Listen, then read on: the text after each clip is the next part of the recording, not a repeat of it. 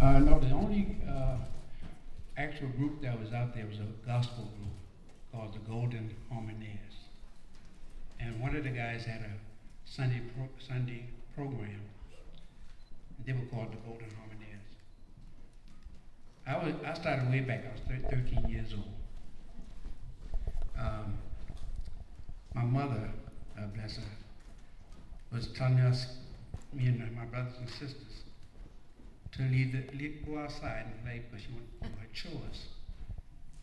And I lingered because she was baking a cake, and she's making chocolate pudding, chocolate covering, you know.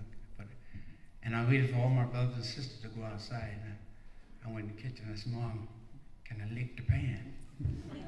She said, "Get out." I said, "Can I lick the pan, Mom?" Because all my brothers and sisters was outside. So she said, "Go ahead, then get outside." So I'm licking the pan. When I got finished, I grabbed the football, and I was going outside. But I stopped dead in my tracks because I heard a song like no other song I ever heard before. I heard it,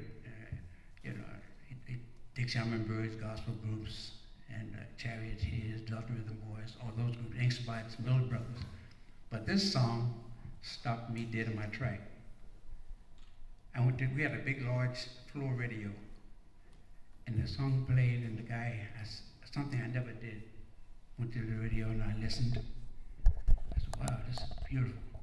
But the guy never said who it was. So I found myself going to the radio the next day, something I never did before, and I listened, the song came back on. And the guy said it was a brand new group called the Orioles. I said, "Orioles, boy." So anyway, I started staying by the radio every day, listening. I started singing the song, "It's Too Soon to Know." And my sister, she was singing before me. She sounded a lot like Dinah Washington. You ever heard about Dinah Washington? But she's out there singing before me. And she was standing behind the door when I was singing. And when I got finished, she jumped from behind the door and applauded, and I was so embarrassed. She said, "I didn't know you could sing like that. You sounded just like that guy," you know. And that planted the seed for me to form a group. And then I went out in the neighborhood, and I started a group, and I called the first group the Crooners, because in the magazines and they referred to Sinatra and Como and those guys as crooners. So I named. Sort of what year are we, do you think?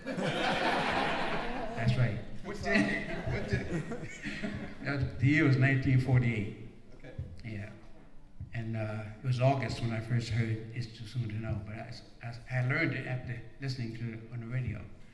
And like I said, my sister planted the seed that I could sing, but I never thought about singing. So I went out in the neighborhood and I formed a group, and I named the group the Crooners, after the word crooner. And from 48 to 50, we were singing as the Crooners, but then I changed basses. I had another bass come in the group. And he had a real heavy, deep voice, and so everybody was telling me, "Boy, that guy vibrates the PA system. I keep hearing that word vibrate." So I said, "Well, maybe I should call it group the Vibrations," you know. But being that I was inspired by the Golden Harmonies, I took the vibra and put the nails to it. And that's how it became the Vibraneers. Let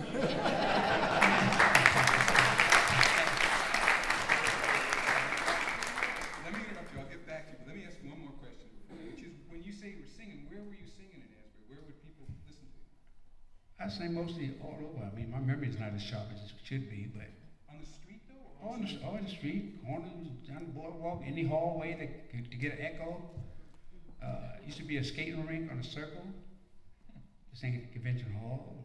Sang at Major's Lounge, Piner's Lounge. Just about all over. I'm gonna come back to you. I want to get everybody involved here. John, let me go to you for a second. Go ahead. So you grew up in Ocean Grove. Yeah. Okay. And your old man was in a band. Yes, he was in a band. He was born in 1915, and he liked black music back in the 30s. And his father ran him out of the house at 15 years old, and so he got involved in playing bass, and he played trumpet very badly. But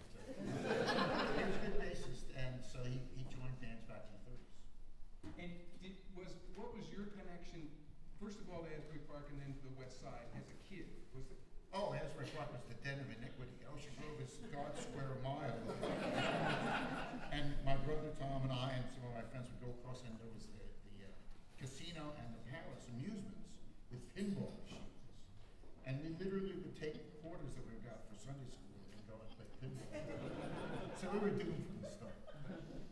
But that's where you would go to see music. We used to go see Cherry Bomb and the Aztecs and all of the Buzzy Levinsky groups. What was that other group? The Jaywalkers.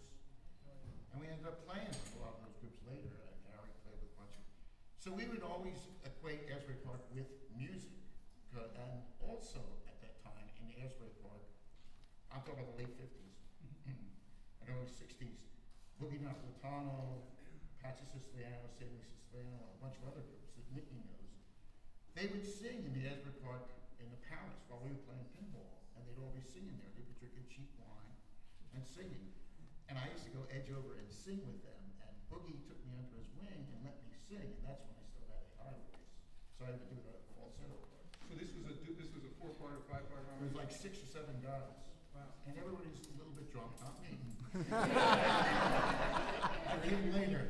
I was only 14 years old, 15 years old, and it was the music I liked, and I was just bold enough to sing with them. And they didn't really, they were a couple of them were very vicious guys. And it was really scary, but Boogie was one of the toughest, and he was really nice. And to this day, he's a friend. He's even knows you for a long time. So, because I don't know these groups, are these white and black? Or these Yeah, white and black. Right. And there weren't clubs that were having these groups. This was all. No, this was just, spontaneous. They would just start to sing all the songs like the Orioles and all those things. Because they loved the music and they loved to sing. But they had no illusions about being musicians or entertainers. They just liked to do that. They liked to drink cheap wine, chase girls, and sing to